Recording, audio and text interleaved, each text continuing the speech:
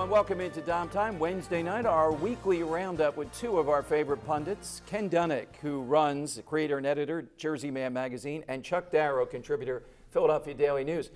Ken, you'll be out with your football edition. Correct. And Chip Kelly is quite a mad scientist, quite a guy, hard to peg. I'm in a camp that says more Steve Spurrier than not, meaning the NFL is going to get this guy. What do you think? Well, listen, I was at the practice yesterday, and Right. it was a totally different scenario. They had music going throughout the old practice. And I was talking to my old teammate, John Spagnola. We actually thought the music energized the practice, got the players used to crowd noise, took the drudgery, because training camp is really brutal. Back in the day, we were doing 2-3 hour practices a day. They've cut that time down. But we've got a great interview with Chip Kelly. I want to give him a chance. I think anything is better than what we witnessed last year, so let's give Chip a shot. He's got some experienced NFL coaches on his staff, which I think will help acclimate him to the NFL game. We have a great interview with Brian Baldinger of the NFL Network, and Bill Lyon writes a terrific piece on the relationship of Andy Reid and McNabb and what it meant to Philadelphia. So all that's coming up in the August issue of Jersey. In the August issue. And quarterback, who will be the starting quarterback? Well, in looking at what I saw yesterday, Michael Vick is the most physically talented quarterback on the roster. Sure. Nick Foles, however, has a great delivery.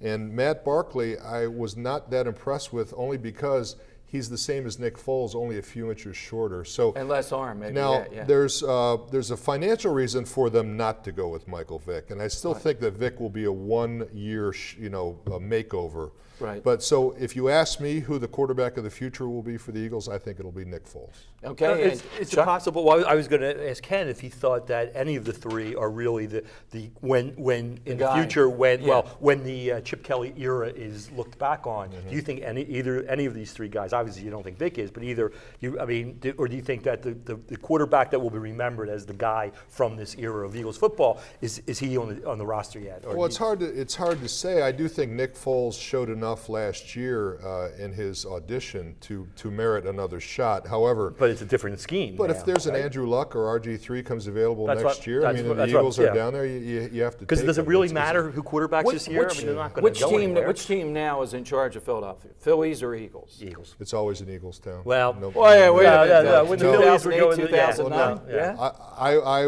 will go to my grave saying that this town bleeds Eagle Green, and I'm a Phillies, I'm a Phillies supporter. And you're right. I mean, you're mostly right. But I knew that the worm had turned. It would have been either 08 or 09. It was the Martin, New Jersey Fall Festival, and all I saw was a sea of Phillies red. I saw one, and thousands of people. I saw one Eagles cap. So, because the Phillies were winning, and people won't love a winner. But overall, there's no question the Eagles, I think, now, still. Chuck Darrow, you are not a fan of Kate Middleton? This no, gorgeous woman coming out in the beautiful maternity dress. It was probably a $5,000 maternity dress. No. What bugs you about the Royals, since we're still roiling What bugs over that? me about the Royals is not anything the Royals do. God bless them, and if I were British, I would probably adore those people. I kind of understand it. But maybe I missed something that day in class, but my understanding is that way back in the 1700s, this nation actually fought a war so we wouldn't have to fawn over and kowtow to these people. What does the British royal family do? What have they done for you or me? Now, wait a minute. Well, not for me, but for Great Britain. Boy, okay. They are the meal ticket. You're right. That's fine. But why, when some member of the royal family comes over here, why is my tax money being spent to protect these people?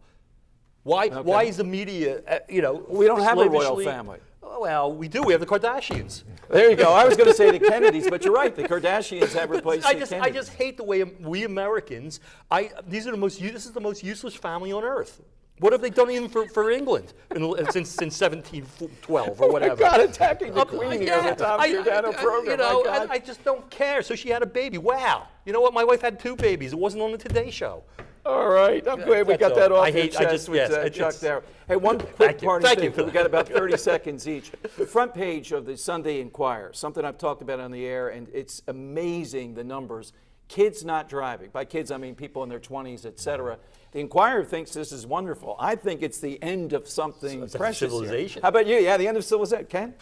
Well, I can tell you that it's expensive to drive. I mean, car insurance rates, the cost of an automobile, more kids living in urban environments, and I have 4 daughters, and one of them does not drive. So and that's her choice. So, yeah, but if the guy comes and says, I'll meet you on SEPTA, Ken Dunnick is saying, that guy better come here with a car and pick up one of his daughters, right? I have chased a few away from my doorstep. I have a friend who's got a 21-year-old son who never even got a license, much less drives now. I don't understand that. To me, by the time probably British. From the time of 4 or 5 years old, all I wanted was my driver's license. Exactly. To drive a hey car. guys, thanks for coming out tonight. As always, Chuck Darrow, Ken Dunnick. Pleasure. Coming up with Dom, I am on another campaign. Did you know that Pennsylvania does not have mandatory Holocaust education? What?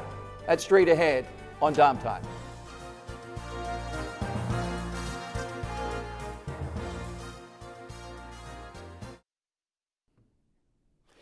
Hey, if you're watching the show tonight in New Jersey, you're one of 5 states that actually thinks it's important to mandate that kids between grades 6 and 12 learn about the Holocaust. If you're in Pennsylvania, you apparently don't think that. And Pennsylvania, it's coming to a head.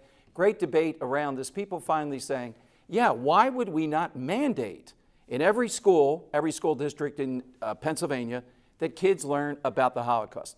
The Holocaust and other genocides, but the Holocaust is the premier, if I could use that term, the primary event in human history that kids ought to know about. There are Holocaust deniers out there all over the place.